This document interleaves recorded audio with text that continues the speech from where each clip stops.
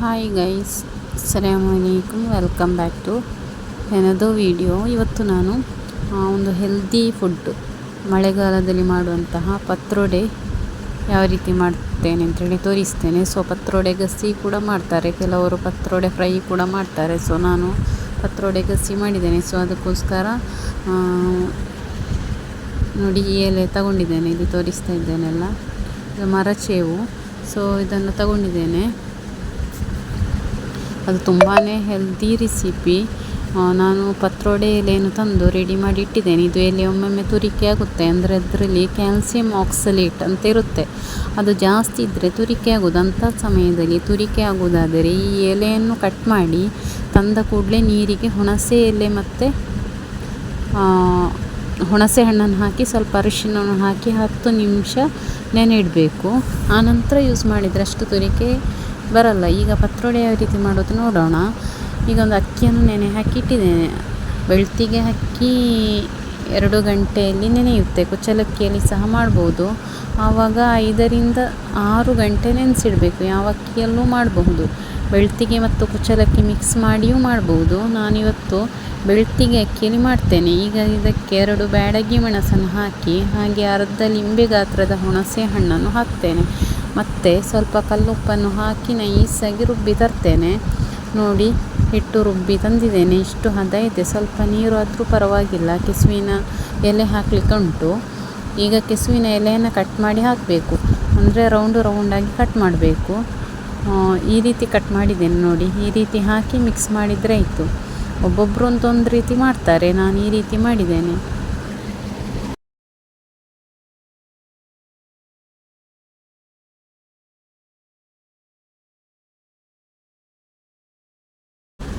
Next ಏನು ಮಾಡೋದಂದರೆ, ಈ ರೀತಿ ಸಾಗುವಾನಿ ಎಲೆಯಲ್ಲಿ ಹಾಕಬೇಕು. ಬಾಳೆ ಎಲೆ ಕೂಡ ಆಗ್ತದೆ. 1 ರಿಂದ 2 ಟೇಬಲ್ ಸ್ಪೂನಷ್ಟು ಹಾಕಿ ಈ ರೀತಿ ಫೋಲ್ಡ್ ಮಾಡಿ ಇದ್ದರೆ ಆಯಿತು. ಮತ್ತು ಸ್ಟೀಮರ್ನ ಆಲ್ರೆಡಿ ತೋರಿಸಿದ್ದೇನೆ. ಅದನ್ನು ಗ್ಯಾಸಲ್ಲಿ ಇಟ್ಟು ಒಂದು 10 ನಿಮಿಷ ಪ್ರೀ ಹೀಟ್ ಮಾಡಬೇಕು. 10 ನಿಮಿಷ ಬಿಸಿ ಆದ ನಂತರ ಇದನ್ನೆಲ್ಲ ಮಾಡಿಟ್ಟರೆ ಆಯಿತು. ಬಿಸಿ ಆಗುವಾಗ ಗೊತ್ತಾಗ್ತದಲ್ಲ, ಆನಂತರ ಇಟ್ಟರೆ ಆಯಿತು. ಆನಂತರ ನಿಮ್ಮಲ್ಲಿ ಎಷ್ಟು ಕ್ವಾಂಟಿಟಿ ಇದೆ ಅಷ್ಟನ್ನು ನೋಡಿ ನೀವು ಬೇಯಿಸಬೇಕು. ತುಂಬ ಇದ್ದರೆ ಒಂದು 35 to 45 ಮಿನಿಟ್ ಬೇಯಿಸಬೇಕು. ಇಲ್ಲ ಅಂತೇಳಿದರೆ ಒಂದು 30 ಮಿನಿಟ್ಸ್ ಸಾಕಾಗ್ತದೆ. ಇದು ಬೇಯುವಷ್ಟರಲ್ಲಿ ನಾವು ಮಸಾಲೆ ಕೂಡ ಒಂದು ರೆಡಿ ಮಾಡಬೇಕು.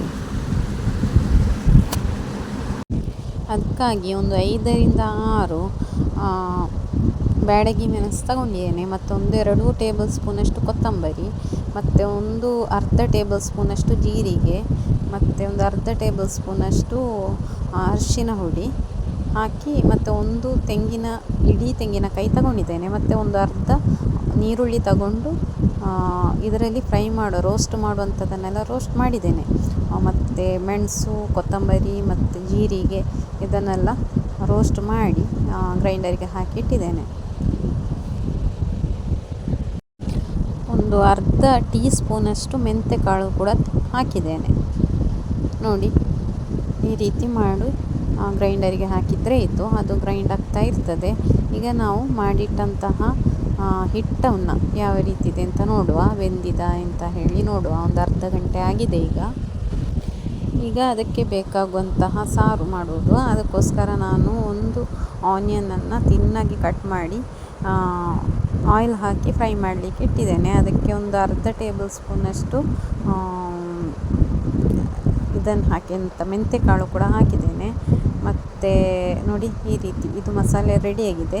ಈ ಮಸಾಲೆಯನ್ನು ಅದಕ್ಕೆ ಹಾಕುವಂಥದ್ದು ಅಷ್ಟೇ ಕೆಲಸ ಇರುವಂಥದ್ದು. ನಾವು ಆನಿಯನ್ ಫ್ರೈ ಮಾಡ್ತಾ ಇದ್ದೇವಲ್ಲ, ಅದಕ್ಕೆ ಎಷ್ಟು ರುಚಿಗೆ ಉಪ್ಪು ಬೇಕು ಅದನ್ನು ಹಾಕಿ ಎಲ್ಲ ಕರೆಕ್ಟ್ ಆದ ನಂತರ ನಾವು ಈ ಮಸಾಲೆಯನ್ನು ಹಾಕಿ ಮಿಕ್ಸ್ ಮಾಡಿ ಕಟ್ ಮಾಡಿಟ್ಟಂತಹ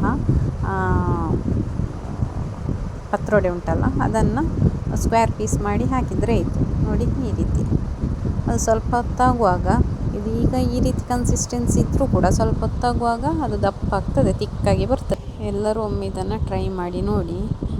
ನನ್ನ ಚಾನೆಲ್ ಇಷ್ಟ ಆದರೆ, ನನ್ನ ರೆಸಿಪಿ ಇಷ್ಟ ಆದರೆ ದಯವಿಟ್ಟು ಸಬ್ಸ್ಕ್ರೈಬ್ ಮಾಡಿ ಮತ್ತು ಲೈಕ್ ಮಾಡಲಿಕ್ಕೆ ಮರಿಬೇಡಿ. ನಿಮ್ಮ ಫ್ರೆಂಡ್ಸ್ ಮತ್ತು ಫ್ಯಾಮಿಲಿಗೆ ಶೇರ್ ಮಾಡಿ. Thank you.